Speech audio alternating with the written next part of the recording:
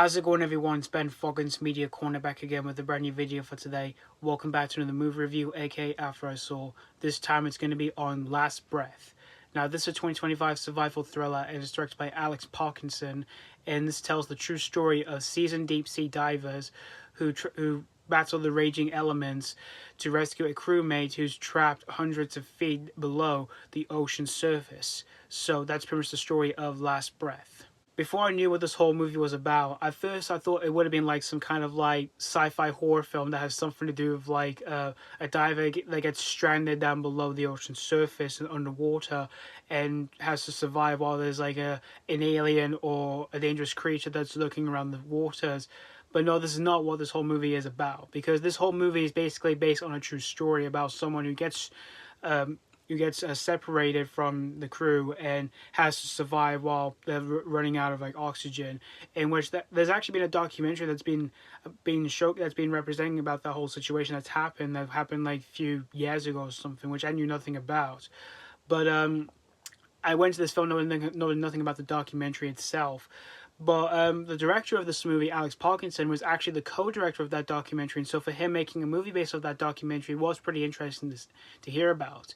And I did hear a few decent things about this whole movie, and so I decided to give this one a shot. And it is safe to say that I definitely was really happy to see this movie here, because I overall had a really great time with Last Breath. I can definitely tell that Alex Parkinson definitely brought a lot of passion for making this movie here, for its overall storyline that we do follow in the movie, since it is based on true events.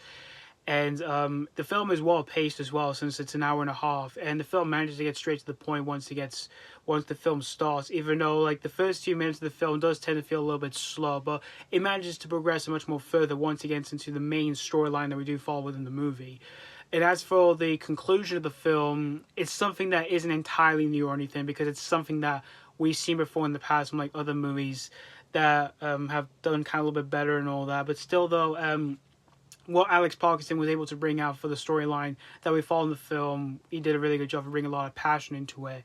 And his filmmaking here for this film was genuinely great, for the underwater sequences, which were well filmed. And yeah, they are so intense, and yet they left me on the edge of my seat when it came to the overall tension that goes on within the movie. And the performances all around, everyone in the film all gave strong performances here, such as Woody Harrelson, Simu Liu, and Finn Cole. Like everyone in the film, they all did a really good job for their performances, and it definitely made me feel and all their performances definitely made me feel connected towards these characters that I really felt for in the films, particularly Woody Harrelson's character, who is so passionate bringing his friend back, who is stranded underwater while he's running low on oxygen.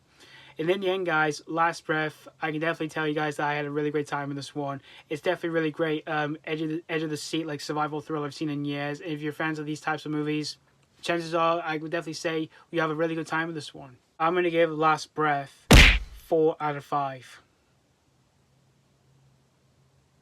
Overall, I had a really great time with this one, and I can definitely say this was definitely a good cup of tea for myself to check out here.